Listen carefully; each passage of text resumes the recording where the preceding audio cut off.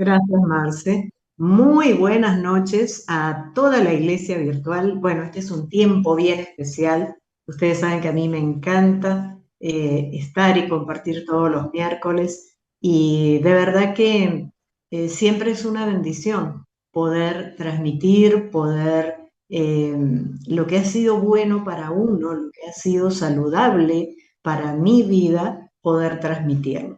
Yo hablaba con Marcelo, bueno, en estos días y le hablaba de algo que sucede permanentemente en la naturaleza, que es el rocío, ¿sí? Todos los que vivimos sobre este planeta Tierra, sabemos lo que es el rocío. Pero resulta que Dios en su palabra, en la Biblia, utiliza en muchos pasajes la palabra rocío. Y a mí me llamó la atención y dije, bueno, ¿qué es para Dios el rocío? ¿Por qué Dios utiliza la figura del rocío? Y nos vamos a ir a un pasaje muy especial que es Oseas 14 del 4 al 7. ¿Sí? Oseas, el profeta Oseas, el llamado uno de los profetas menores, en el capítulo 14, versículos del 4 al 7. Y vamos a aprender algo hoy bien especial y sobre todo, ojalá a partir de hoy comencemos a pedirle a Dios que nos derrame sobre nosotros todos los días, que de hecho Él ya lo hace, pero no sé si nosotros nos hemos dado cuenta de eso, que Él envíe permanentemente su rocío a cada una de nuestras vidas. Oseas capítulo 14, versículos del 4 al 7. Dice lo siguiente: yo sanaré su rebelión, los amaré de pura gracia, porque mi ira se apartó de ellos. Yo seré a Israel como rocío. Él florecerá como lirio y extenderá sus raíces como el Líbano. Se extenderán sus ramas y será su gloria como la del olivo y perfumará como el Líbano. Volverán y se sentarán bajo su sombra, serán vivificados como trigo, florecerán como la vid, su olor será como de vino del Líbano. Bueno, este pasaje comienza hablando de algo que Dios definitivamente tiene que hacer. Yo diría que no sé si permanentemente en nuestras vidas, pero sí a veces bastante seguido. ¿Por qué en todo el Antiguo Testamento se habla tanto de la historia del pueblo de Israel? Porque de alguna manera es la historia del ser humano, es la historia nuestra. Lo que pasa o lo que pasó con el pueblo de Israel también pasa en nuestro interior. Comienza este pasaje diciendo, yo sanaré su rebelión. ¿Sí? Y uno dice, pero ¿cómo? ¿Me va a hablar de rebelión? No, te voy a hablar de las cosas que te pasan y que me pasan, ¿sí? Hay momentos donde de pronto por distintas circunstancias, porque las cosas no van como quisiéramos, porque de pronto la oración que estoy haciendo ya lleva mucho tiempo, y no es respondida, porque de pronto tenía una expectativa y no resultó, no funcionó, y eso a veces nos enoja un poquito, ¿sí? Y nos vuelve como, nos enojamos un poquitito con quien no nos respondió la oración. ¿A quién le hacemos la oración? Todos nosotros. A Dios. Entonces, cuando vemos que esa oración no tiene la respuesta que nosotros esperamos, nos enojamos un ratito. Eso mismo le pasaba al pueblo de Israel. A ver, un ratito o mucho tiempo, no sé, depende de la sensibilidad de cada uno, ¿sí? Eso depende mucho del temperamento y del carácter de cada uno. Dice, yo sanaré su rebelión. Dios le habla a su pueblo. Y uno dice, bueno, ¿cómo hace Dios para sanar mis rebeliones, mis enojos, mis caídas? Y uno dice, uy, Dios me reta o Dios seguramente me va a llamar la atención. Pero resulta que en el siguiente párrafo de ese versículo dice, los amaré de pura gracia. El método que Dios aplica, la medicina que Dios aplica para sanar tus rebeliones y las mías es el amor. Dios sana a través del amor. Ese es su método por excelencia. Ese es su método, ¿sí? Permanente. Esa es su herramienta. ¿Por qué? Porque solo cuando recibimos el amor sobrenatural de Dios podemos comprender muchas cosas. Podemos entender de pronto por qué la oración no fue respondida en ese momento. No significa que no va a ser respondida luego. Podemos comprender por qué las cosas no salieron como yo esperaba o como yo quería, ¿sí? Porque dice Dios en su palabra que todo tiene su tiempo. Y a veces nosotros los seres humanos nos aceleramos un poquitito y todo lo queremos como el café instantáneo. ¿Cómo se prepara el café instantáneo? Como su denominación lo dice, instantáneamente. Y ponemos la cucharita de café, ¿sí? Vertimos el café, vertimos el agua, revolvemos un poquito y ya está el café. Pero eso sucede con el café o con algunos otros elementos, pero no sucede con la vida y no sucede con nuestra relación con Dios.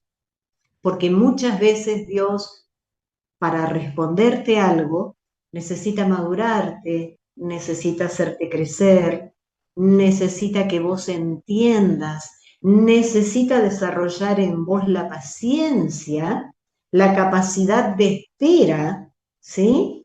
Y muchas veces, yo esto lo digo siempre, muchas veces en el tiempo de espera se ve si lo que yo quería o por lo que estaba orando era un anhelo en mi corazón o era un capricho mío. Hay una diferencia muy grande entre un capricho y un anhelo. El anhelo es algo que uno pone en las manos de Dios y uno sabe esperar y aún uno está dispuesto a que si es necesario, Dios lo cambie o lo dé de una manera diferente. El capricho no está dispuesto a esperar, no quiere que le cambien las condiciones y no está dispuesto a ceder. Y ahí es donde vienen los problemas. Ahí es donde comenzamos, ¿sí?, a enojarnos o alguna partecita de nuestro corazón se pone en rebeldía. Por eso es que Dios comienza diciendo, yo sanaré su rebelión. Porque como Dios es un Padre bueno, Él no te va a dejar con tu corazón en rebeldía. Él no te va a dejar con tu corazón enojado. Él no te va a dejar con un capricho no cumplido. A lo sumo lo va a transformar en un anhelo. Perdón. Y mientras tanto, tratará tu corazón. ¿Verdad? Entonces, herramienta que Dios utiliza para sanar mis rebeliones, mis frustraciones, mis tristezas, todo aquello que me pueda estar pasando, su amor sobrenatural. Y fíjate vos qué bonito, porque dice que Él nos ama de pura gracia. La palabra gracia significa regalo. Un regalo no es algo que uno se merece. Un regalo es algo que alguien te da por cariño, por afecto, ¿sí? Porque es una manera de demostrarte que te valora o que te aprecia.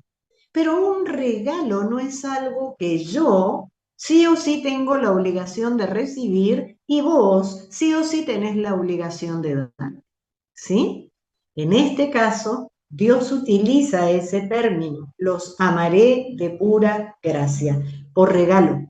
No pasa si te portaste bien, si te portaste mal, si hiciste lo que tenías que hacer, si oraste o no oraste, si te conectaste o no te conectaste a la reunión, va más allá de eso. Dios te ama igual. Dios nunca va a dejar de amarte. Nunca. Ojalá escriban eso los que toman nota, ojalá lo escriban y lo subrayen y se hagan un cuadrito que diga, Dios nunca me va a dejar de amar. ¿Vamos bien hasta ahí? Ok. Dice, porque mi ira se apartó de ellos. Cuando hay amor, no puede haber enojo, ¿verdad? Y como Dios en su esencia es amor, a Dios no le dura mucho el enojo, ¿sí? Porque es más el amor que siente por nosotros que el enojo que le podemos producir cuando vivimos haciendo las cosas como no debemos. Pero ahora viene esta parte, la parte del versículo 5, Oseas 14, del 4 al 7. Alguien estaba preguntando por ahí cuál era el pasaje. Dice, yo sanaré a Israel como rocío. Yo seré, perdón, a Israel como rocío. ¿Por qué utiliza Dios esta figura? ¿Por qué habla del rocío? Y vamos a ver algunos detallitos que son bien llamativos y bien importantes, ¿sí? En primer lugar, el rocío necesita ciertas condiciones climáticas para que se dé, ¿sí? No es que en toda la tierra cae todo el rocío todo el tiempo, no. Hay ciertas condiciones climáticas que se deben dar. Básicamente dos. Una, humedad. Dos, cambios de temperatura. Y vamos a hacer una semejanza entre esas dos, entre esas dos condiciones con nosotros. Vamos a comparar la humedad con nuestro corazón. Marcelo hace un tiempo atrás nos hablaba acerca de la semilla y del terreno, ¿sí? Del terreno donde cae sembrada la semilla, donde realmente una semilla se abre, echa raíz y comienza a crecer y luego da fruto cuando hay buena tierra. Dios utiliza el rocío para hacer de nuestro corazón una buena tierra, ¿sí? En nuestro corazón, en la base de nuestro corazón, hay cierto grado de humedad para mantenernos siempre bien preparaditos, para mantener nuestra tierra preparada. ¿Vieron cuando, bueno, la gente que sabe de campo, yo no sé tanto de esto, porque soy bichito de ciudad, ¿sí? Pero bueno, algunas cosas uno igual lee y aprende. Pero la gente de campo, antes de sembrar, primero prepara la tierra. Nadie tira una semilla en una tierra que no está preparada, ¿verdad? Entonces Dios, con la humedad que es nuestro corazón, todo el tiempo lo está, ¿sí? Moldeando, lo está preparando, lo está abonando, lo está poniendo a punto. ¿Para qué? Para que cuando llegue a nuestro corazón la semilla maravillosa de la palabra de Dios, no se pierda, sino que pueda echar raíces y luego ser fuerte y dar fruto. Creo que estoy siendo bastante clara hasta ahí. Ok, yo dije que hacían falta dos condiciones, ¿sí? Una era la humedad. La humedad es la tierra, es nuestro corazón. Es la materia ahí donde Dios va a sembrar y donde Dios va a mandar y enviar la buena semilla. Y la segunda condición son los cambios de temperatura. Ustedes saben que para que haya rocío tiene que haber cierto grado de humedad y tiene que haber grandes cambios de temperatura. El rocío no cae en una temperatura pareja, no. Se necesita que haya humedad, pero también se necesita un gran cambio de temperatura. ¿Por qué utilizó Dios esta figura del rocío con Israel? Vamos a contextualizar un poco.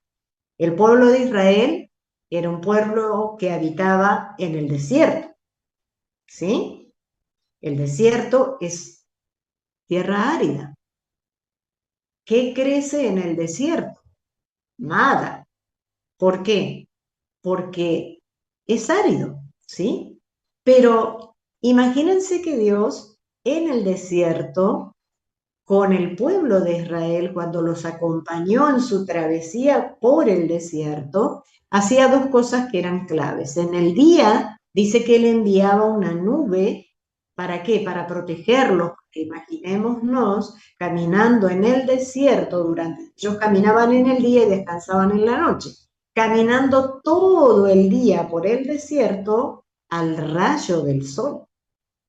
Yo no sé si ustedes han tenido la oportunidad de estar en zonas desérticas. Yo tuve esa gran bendición de vivir en el desierto de Atacama, en el norte de Chile. ¿Sí? Y en el desierto de Atacama uno mira para todos lados y uno no ve nada. Pero ocurre algo muy especial. Y es que en la ciudad donde yo vivía, en Copiapó, llovía una sola vez al año. Una sola vez, o sea, el clima era sequísimo. Pero resulta que cuando llovía, a los 2 o 3 días, se produce un fenómeno maravilloso que se llama el desierto florido. Y uno va caminando, va por la ruta y comienza a ver que ya el color no es color arena, sino que comienza a ser un color entre lila, rosado, violáceo, y eso cubre grandes extensiones. ¿Por qué? Porque debajo de la arena, yo siempre digo que es muy buena la experiencia de vivir un tiempo en el desierto, porque el desierto no solo tiene aridez, el desierto tiene muchas cosas que a uno le enseñan. Por algo Dios muchas veces nos permite en nuestra vida espiritual vivir tiempos de desierto, donde pareciera que no hay nada, que nada va a florecer. Sin embargo, en el desierto de Atacama, debajo de la arena, a una determinada cantidad de centímetros, ni siquiera son metros, la arena contiene cierta humedad. Y allí están alojados unos bulbos, se llaman, o no sé cómo le llaman ustedes, ¿sí? Que ni bien cae una lluvia, que tampoco es ni parecida a las lluvias de Buenos Aires, ¿sí? Pero apenas cae un poco de lluvia, esos bulbos que están debajo, ¿sí? O papas le dicen algunos, que están debajo, florecen. Duran muy poco tiempo, porque es lógico, el desierto vuelve a salir el sol y esas flores no duran mucho, ¿sí? Pero al año siguiente, cuando vuelve a llover, vuelven a florecer. Bien, hago de pronto esta introducción para poder situarnos un poquitito en el desierto. El desierto tiene, por un lado, la aridez, pero también tiene algo clave que es el cambio de temperatura. Uno puede experimentar en el desierto temperaturas de 50, 60 grados o más durante el día, por eso Dios mandaba la nube para que su pueblo estuviese protegido, y durante la noche la temperatura baja bruscamente y hace un frío impresionante. Por eso el Señor en la noche enviaba la columna de fuego, para que ellos por lo menos pudiesen dormir abrigaditos, ¿sí? Bueno, dije que la humedad era nuestro corazón, pero ¿qué son los cambios de temperatura? Nuestros cambios de temperatura espiritual.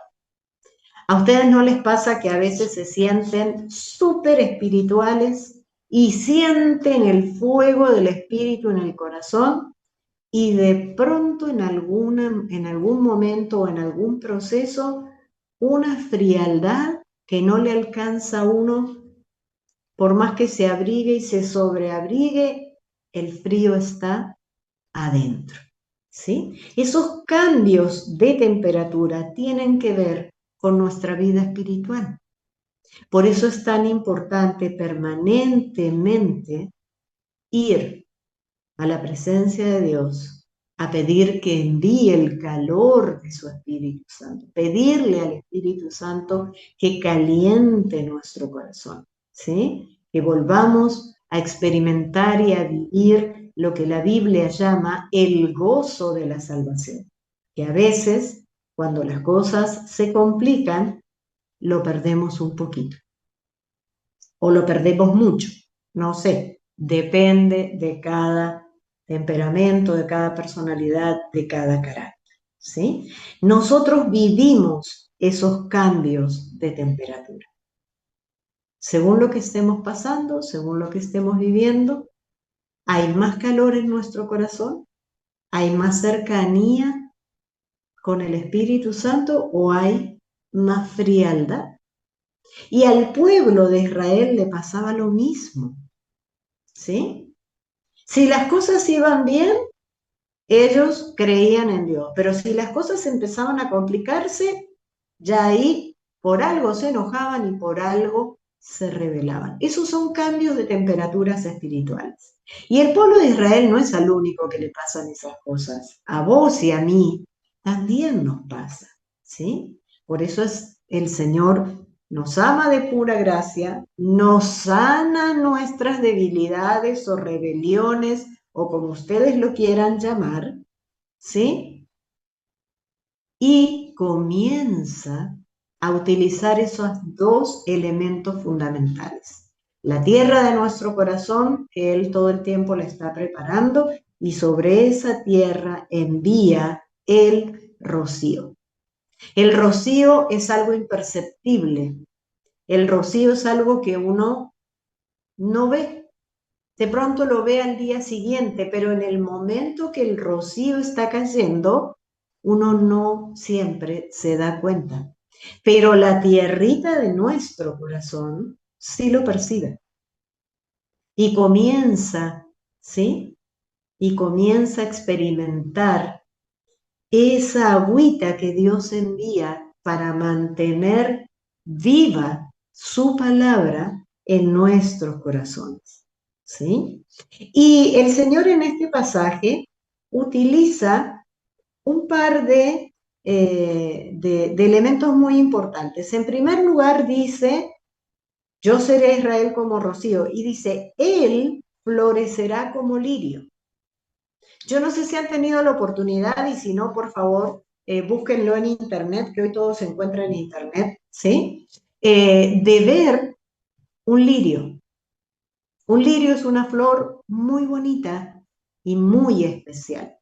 Un lirio es una flor que cuando uno toca sus pétalos tiene un aterciopelado que no lo tienen otras flores. En el Antiguo Testamento se utiliza mucho y se nombra mucho la flor del lirio. El lirio tiene varios colores también. En los bordes tiene un color y en el centro del pétalo tiene otro.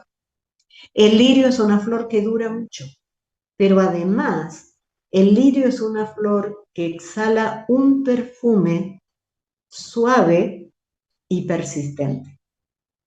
No es de pronto como otras flores. Yo tengo, por ejemplo, en el patio de mi casa, tengo un jazmín. Y a mí el jazmín me encanta y me parece lindísimo el perfume del jazmín, pero el jazmín tiene un problema. Y es que tiene un perfume demasiado fuerte. Entonces, ¿qué hago yo? Cuando el jazmín florece, voy sacando de a una florcita y la voy poniendo lo más lejos posible en un rinconcito de la casa porque sé que desde ahí va a perfumar el resto de la casa. Pero si usted quiere tener un jazmín aquí, cerca de su naricita, va a terminar hastiado del perfume del jazmín, porque es demasiado fuerte, ¿sí? Porque se impregna demasiado. Entonces, ¿por qué no usó Dios el ejemplo de un jazmín, de un clavel, de una rosa? ¿Sí? ¿Por qué usó el lirio? Porque el lirio representa también muchas cosas. El lirio representa pureza, que es algo que Dios produce en nuestras vidas. Representa santidad, limpieza, que es algo que necesitamos permanentemente. Representa fe, representa esperanza, que son una de las cosas básicas en la vida cristiana. Porque si en nuestra vida cristiana no mantenemos alimentada y fortalecida nuestra fe, nos vamos a ver en serias dificultades, ¿sí? Representa también paciencia. Una palabrita que a muchos nos cuesta bastante, ¿sí o no? A veces somos muy pacientes para algunas cosas, pero muy impacientes para otras, ¿sí? Yo suelo ser muy paciente en lo que tiene que ver con la necesidad de la gente, pero muy impaciente en aquellas cosas que yo considero que no son importantes, como por ejemplo ir a un supermercado, ¿sí? Yo no voy nunca al supermercado en los horarios donde está repleto de gente, porque a mí eso me colma la paciencia, ¿sí? Yo no voy a un shopping en los horarios donde está repleto de gente.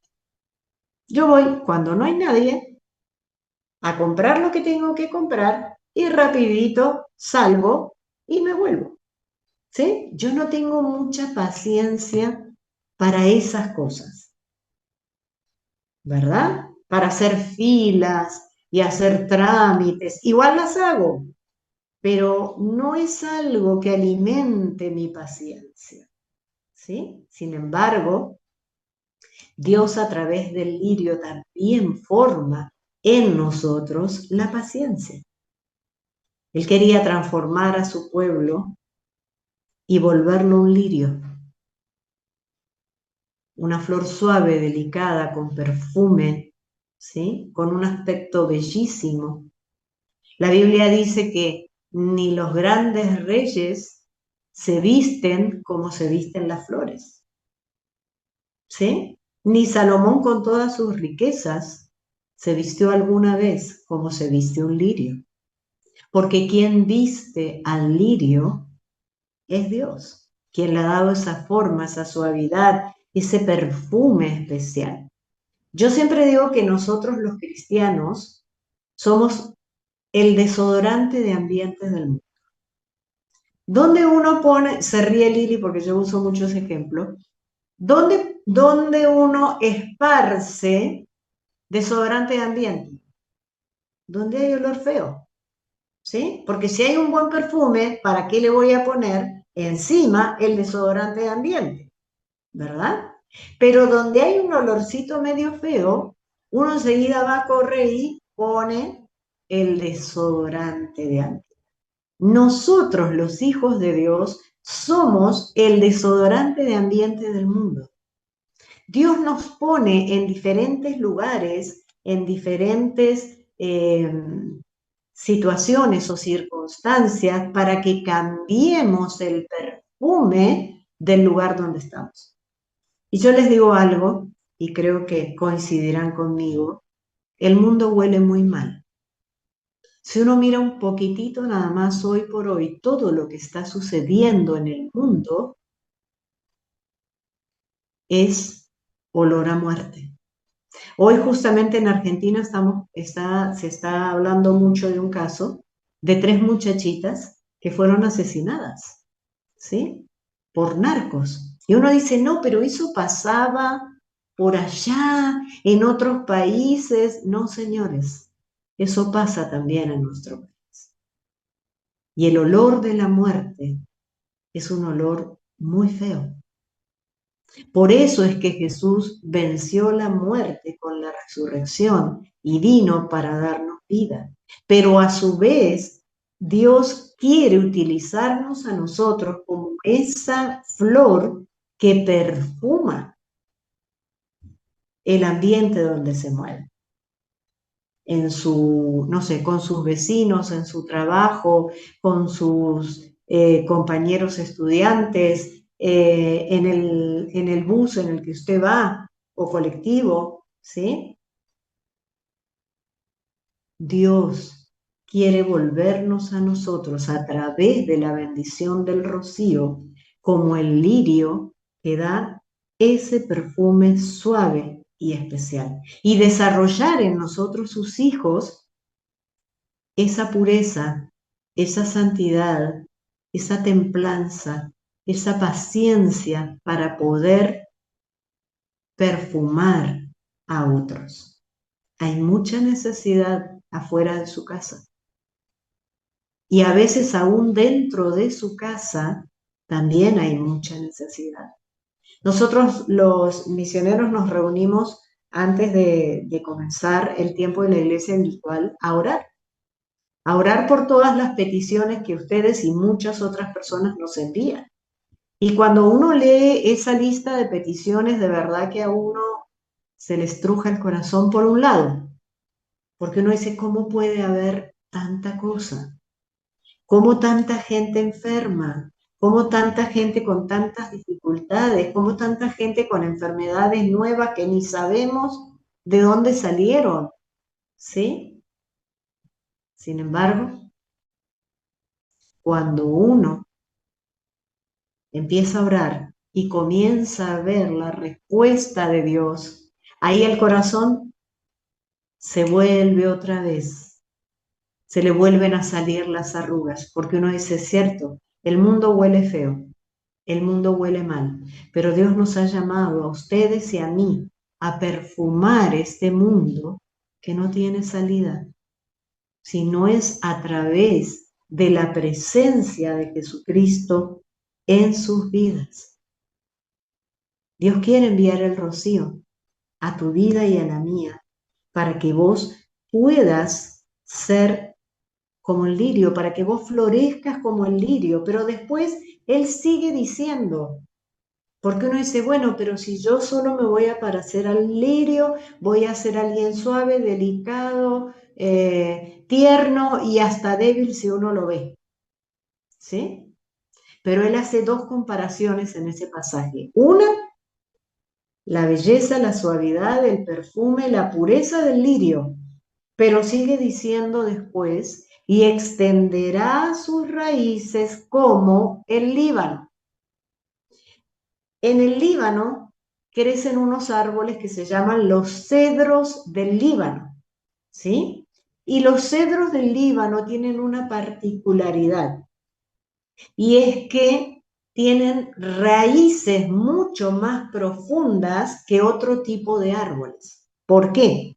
Porque ellos tienen que sostenerse en esas tormentas de desierto que no son nada sencillas, ¿sí? Yo recuerdo viviendo en Neuquén, a veces teníamos vientos de 120 kilómetros por hora, ¿sí? Rubén que viene de Neuquén también, ¿ok? Y hay una ciudad en Neuquén que a mí me llamó mucho la atención cuando la conocí, que se llama Zapala, ¿sí? Y cuando yo llegué a Zapala, empecé a observar que Zapala tenía arbolitos no muy altos, pero todos inclinados para un solo lado. Y yo nunca había visto un árbol que uno por ahí inclinado, pero todos los árboles inclinados para el mismo lado. Y como yo soy muy curiosa, gracias a Dios no soy chismosa, pero sí soy curiosa, a mí me gusta saber el por qué y el para qué de todas las cosas, ¿sí? Por eso siempre le estoy preguntando a Dios, Señor, ¿y esto que dice acá, para qué o por qué? Y Dios me lo responde, ¿sí? Ahí tenemos un trato entre Él y yo, donde yo pregunto y él responde. Bien, cuando yo llego a Zapala y veo esos arbolitos todos inclinados para un solo lado, me explican que es porque los vientos en Zapala son muy fuertes, entonces los pobres arbolitos quedan así, quedan inclinados para un mismo lado. Bueno, los cedros del Líbano no se inclinan, se mantienen firmes. ¿Por qué? Porque tienen raíces con una profundidad tremenda. No me quiero arriesgar a dar un dato que de pronto no conozco tanto, pero alguien me explicó una vez que la misma altura que tenían hacia el exterior era la profundidad de sus raíces debajo de la tierra. Búsquenlo por las dudas, también en internet. Aprovechemos, ¿sí? Por eso es que los cedros del Líbano no se mueven, no quedan torciditos como los árboles de zapal, ¿sí? Se mantienen firmes. Miren qué comparación más maravillosa utilizó el Señor. La suavidad del lirio, lo aterciopelado del lirio, la belleza del lirio y la solidez de los cedros del Líbano. Y ese es el verdadero cristiano. Y ese es el cristiano que Dios quiere formar en vos y formar en mí. La palabra de Dios dice que Él quiere formar en nosotros el carácter de Cristo. Nunca vimos a Cristo quebrarse, ni siquiera cuando estuvo en la cruz. Aún tuvo la grandeza de en sus últimos momentos decir, Padre, perdónalos porque no saben lo que hacen. Imagínense lo que Él estaba viviendo en ese momento, pero aún así no se quebró. Su espíritu nunca se quebró. Su corazón nunca renegó por lo que le tocaba pasar. Tenía la firmeza del cedro del Líbano. Y eso es lo que Dios quiere hacer. Hombres y mujeres con la suavidad del lirio, pero con la firmeza del cedro del Líbano. Que cualquier vientito no te mueva, o que una tormenta grande tampoco te mueva. Que la tempestad te encuentre siempre de pie. Que la tempestad y los grandes vientos te encuentres siempre bien arraigado o arraigada en la palabra de Dios. Hay una frase que a mí me gusta mucho, que se dice de pronto secularmente, pero que también funciona con la Biblia, y es, esto también pasará. Esto también pasará. O algunos la abrevian un poquito y dicen, todo pasa. Todo en la vida pasa. Los buenos tiempos y los malos tiempos también. Las seguridades y las inseguridades también pasan. Hay un dicho popular en Argentina que dice, no hay mal que dure 100 años, ni cuerpo que lo resista. En algún momento se acaba. En algún momento pasa. Va a pasar más rápido si tus raíces y las mías son como las del cedro del Líbano, firmes, fuertes, pero no perdiendo la delicadeza, el perfume agradable, que tu sola presencia, estés donde estés, pueda cambiar el mal olor que este mundo tiene. Y sigue el Señor en el versículo 6 diciendo, ya lo compara con otros árboles. Dice, se extenderán sus ramas y será su gloria como la del olivo y perfumará como el lino. Vamos a hablar un poquitito de los olivos, ¿sí? Los olivos son árboles milenarios. Yo he tenido la oportunidad de estar en Israel, en Tierra Santa, en el huerto de Getsemaní, y se encuentran allí olivos de antes de la época de Jesús. olivos de 3000 años de antigüedad. Y eso no sería tanto, porque uno dice, bueno, sí, un árbol que está hace muchos años. No, ¿saben que el olivo con 3000 años de antigüedad encima sigue dando fruto? Y me tocó verlo, porque fui en una época, antes las peregrinaciones se hacían siempre en noviembre, pero a mí me tocó una vez ir en abril, ¿sí? Y resulta que en ese lugar, en el huerto de Getsemaní, que es un lugar que está cuidado por un grupo de monjitas y sacerdotes, porque cada lugar santo en Jerusalén está cuidado o por los ortodoxos o por los judíos o por los cristianos evangélicos o por católicos. ¿Sí? Bueno, este lugar del huerto de Getsemaní lo cuidan un par de monjitas. ¿Sí? El huerto de Getsemaní es donde el Señor fue a hacer la oración ya antes de que los fuesen a entregar. Getsemaní significa prensa de aceite. Entonces, ese lugar, un lugar muy bonito, está lleno de olivos de por lo menos 3000 años de antigüedad. Y siguen dando fruto. Y a mí me tocó ver cómo cosechaban el fruto en uno de esos olivos. Ellos les extienden como si fueran, ¿qué les digo? Grandes extensiones de tela, pongámosle sábanas para que sea más fácil de comprender, debajo del árbol, ¿sí? Porque vieron que el olivo se extiende mucho en las ramas, se agranda mucho, ¿sí? Mientras su tronco se va ahuecando.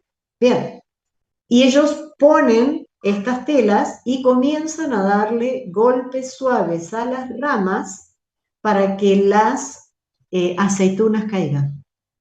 Y luego simplemente recogen las telas y se llevan las aceitunas. ¿Por qué el Señor dice que se iban a extender sus ramas y que será su gloria como la del olivo? El olivo permanece años de años, miles de años, y sigue dando fruto. Nosotros, los hijos de Dios, vamos a permanecer en la vida eterna, pero además, mientras estemos aquí, tenemos que dar fruto, ¿sí? Y un fruto que permanezca, un fruto de verdad, ¿sí? Y además dice, y perfumará como el cedro del Líbano, porque el cedro del Líbano también exhala un perfume bonito. Vino como cuando uno va a campos que están llenos de pinos, los pinos tienen un olorcito, o los eucaliptus, o los tilos, ¿sí? Yo recuerdo una época que vivía en Martínez, y en la tarde, Martínez es una zona que tiene muchos árboles de tilo, ¿sí? Y, y esos árboles en la tarde exhalan un perfume muy bonito también. O sea, siempre está hablando Dios de que nuestras vidas van a servir para perfumar otras vidas. Y dice en el versículo 7, ya para ir terminando, volverán y se sentarán bajo su sombra, serán vivificados como trigo y florecerán como la vid. Su olor será como del vino del Líbano. Otras comparaciones, el trigo, algo muy hermoso, ¿verdad? Pero el trigo es algo que uno lo ve y genera vida. Dios nos vivifica a través de su Espíritu Santo y nos vuelve trigo para seguir dando vida, ¿sí? Mi abuelo italiano tenía un dicho muy simpático y él decía que para conocer la verdad de las cosas había que ver a la novia a la mañana y al trigo a la tarde. ¿Por qué? Porque normalmente nosotras las mujeres a la mañana estamos despeinadas, no es nuestro momento más bonito del día, ¿sí?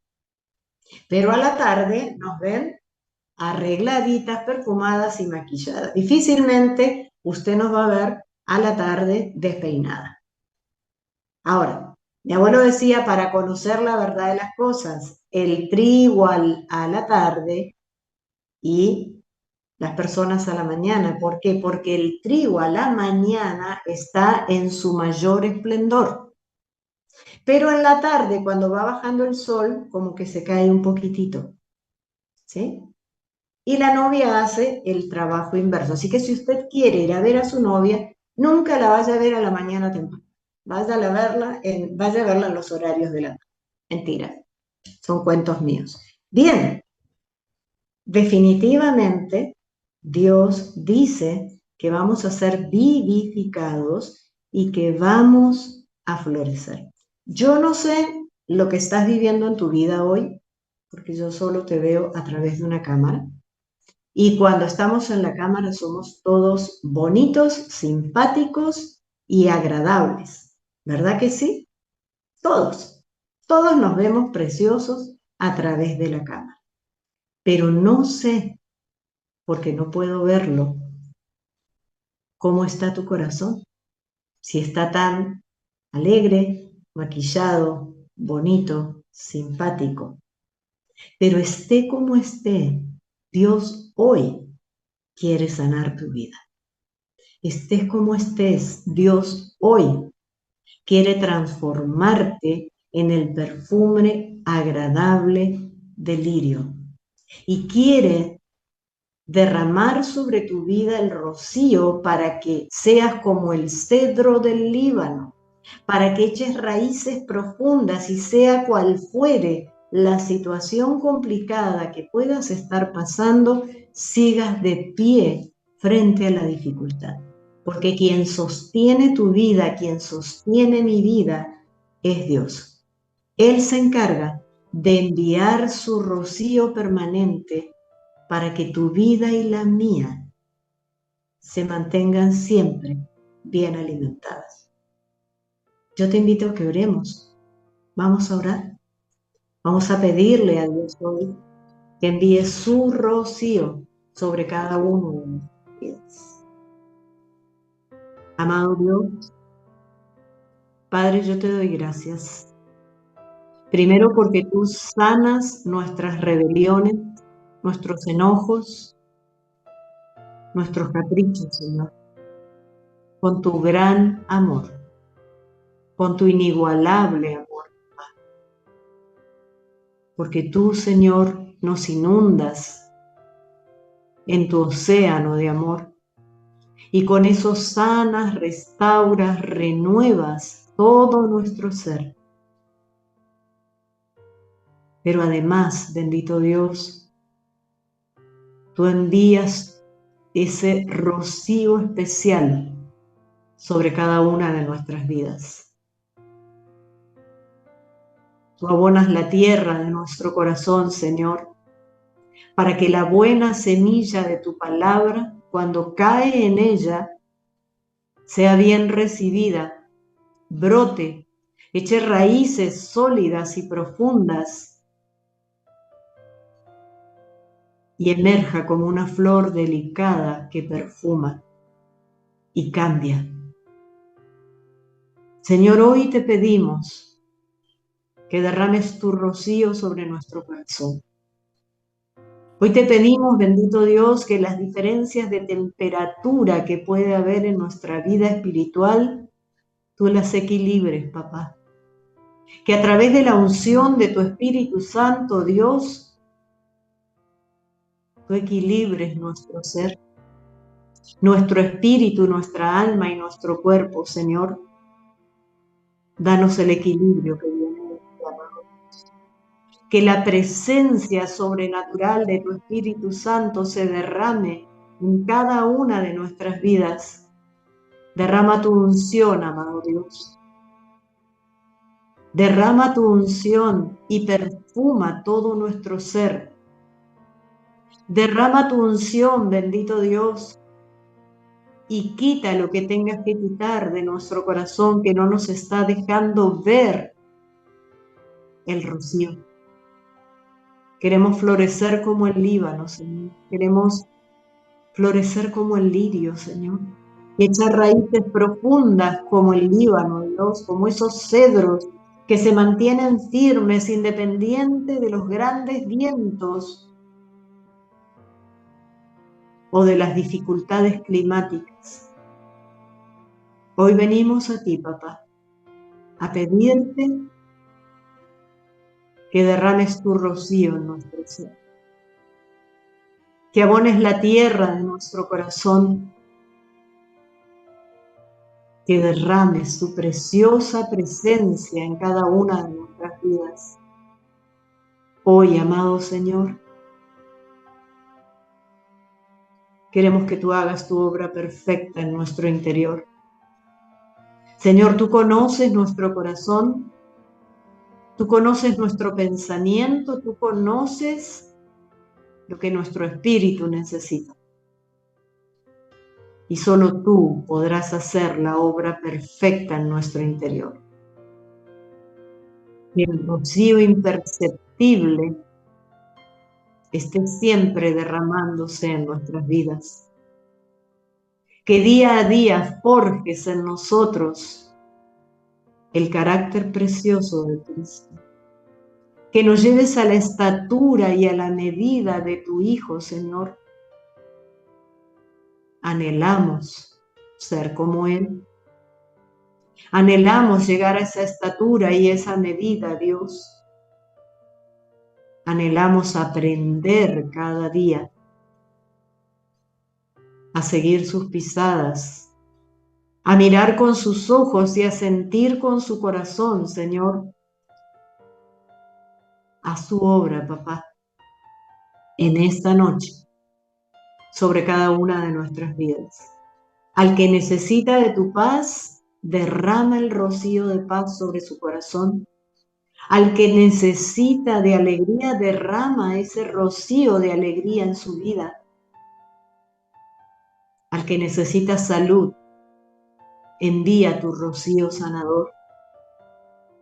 Al que necesita trabajo, envía tu rocío y abre las puertas que solo tú puedes abrir. Señor, toma nuestras vidas en tus manos hoy. Toma nuestras dificultades, nuestras diferencias de temperatura, Señor, y haz tu obra sobrenatural en cada una de nuestras vidas. Yo te doy gracias, papá, por esta noche, por este tiempo, por cada una de las personas que están conectadas. Te pido que sobre cada uno de ellos derrames el rocío precioso de la unción de tu Espíritu Santo en cada vida. Y que tú te manifiestes, Dios, de una manera sobrenatural. Que tu preciosa bendición, Señor, que es la que enriquece y no añade tristeza con ella, se derrame sobre todo nuestro ser, hoy y cada día de nuestras vidas. Gracias, papá. Gracias por este tiempo especial. Gracias por tu bendición del rocío. Gracias porque estás pendiente de cada una de nuestras vidas para hacer tu obra perfecta en todo nuestro ser. Yo bendigo, Señor, a cada uno de estos tus hijos y declaro sobre ellos tu preciosa bendición del rocío y tu unción maravillosa, renovando sus vidas, sus mentes, sus emociones, sus voluntades, su cuerpo, su espíritu, Señor. Renueva como lo hace el rocío, papá, y sigue actuando en nuestra vida cada día, de acuerdo a tu preciosa y perfecta voluntad.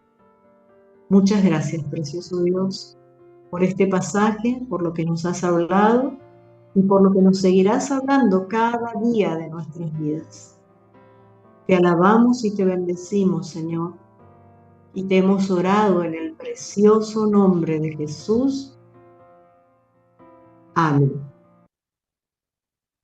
Amén, amén.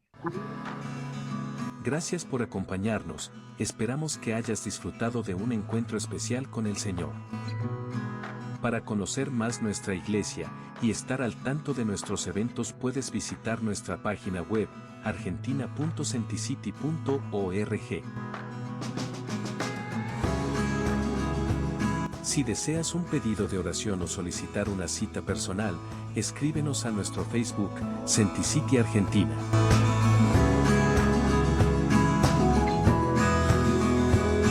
Nos encontramos en una próxima reunión.